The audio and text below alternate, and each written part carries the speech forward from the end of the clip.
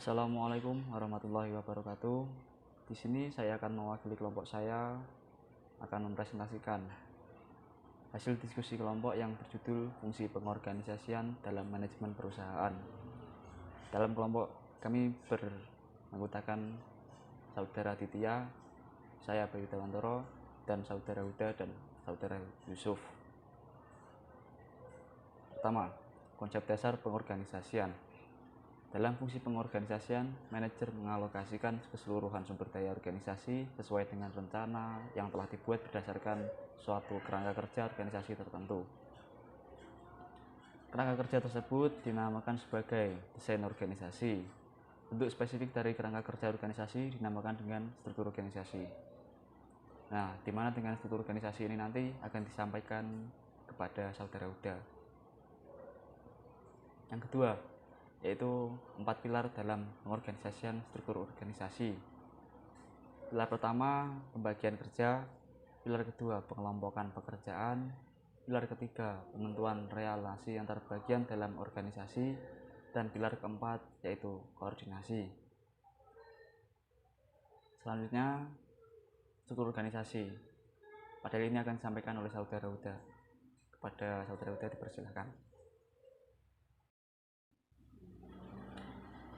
Oke, terima kasih. Selanjutnya akan saya sampaikan tentang struktur organisasi.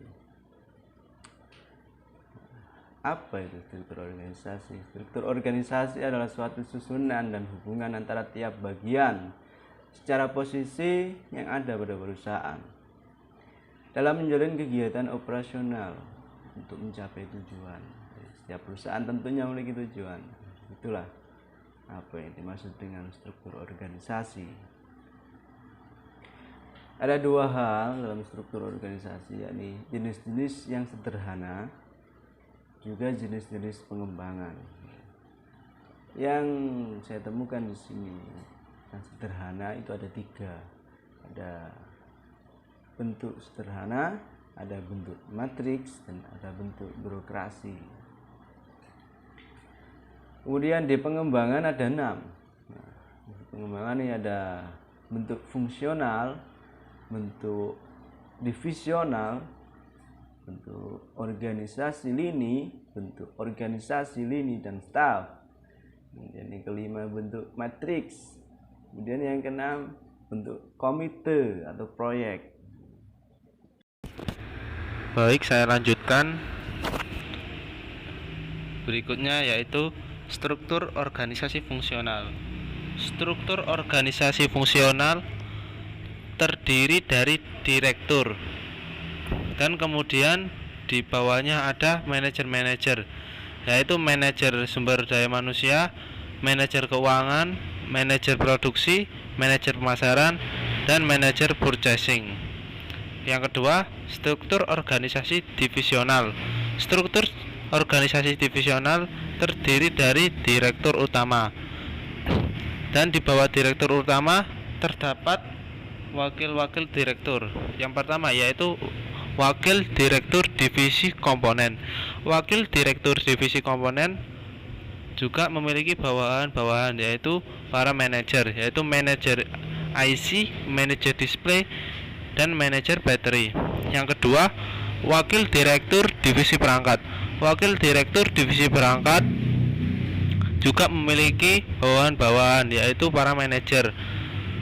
Para manajer tersebut adalah manajer smartphone, manajer tablet PC, manajer laptop. Yang ketiga, struktur organisasi lini. Struktur organisasi lini terdiri dari direktur dan bawahannya, yaitu kepala bagian kepegawaian, kepala bagian produksi, kepala bagian pemasaran, dan kepala bagian keuangan. Oke, selanjutnya yaitu struktur organisasi lini dan staf. Struktur organisasi lini dan staf dipimpin oleh direktur utama, dan kemudian di bawahnya ada staf pengembangan. Di bawah staf pengembangan ada jajaran direktur-direktur, yaitu direktur pemasaran, direktur keuangan, direktur produksi, dan direktur administrasi perusahaan. Yang kedua yaitu struktur organisasi matriks. Struktur organisasi matriks yaitu sebuah struktur organisasi yang merupakan penggabungan antara struktur organisasi fungsional dengan struktur organisasi divisional dengan tujuan untuk saling melengkapi dan menutupi kekurangan-kekurangan yang terdapat pada kedua struktur organisasi tersebut. Bisa dilihat dari grafis struktur organisasi matriks pada gambar. Yang ketiga, yaitu struktur organisasi komite atau proyek. Struktur organisasi komite atau proyek yaitu sebuah struktur organisasi yang bertujuan mengatur dan mengorganisasi sumber daya, tenaga kerja, material, peralatan, dan modal secara efektif dan efisien dengan menerapkan sistem manajemen sesuai kebutuhan proyek. Seperti di gambar, struktur organisasi komite atau proyek yaitu sebuah struktur organisasi yang bertujuan untuk kebutuhan proyek, yaitu terdiri dari manajer, quality control, beberapa staff, dan mandor, ada tukang, dan lain-lain. Sekian yang dapat saya sampaikan. Untuk selanjutnya akan disampaikan oleh saudara Aditya.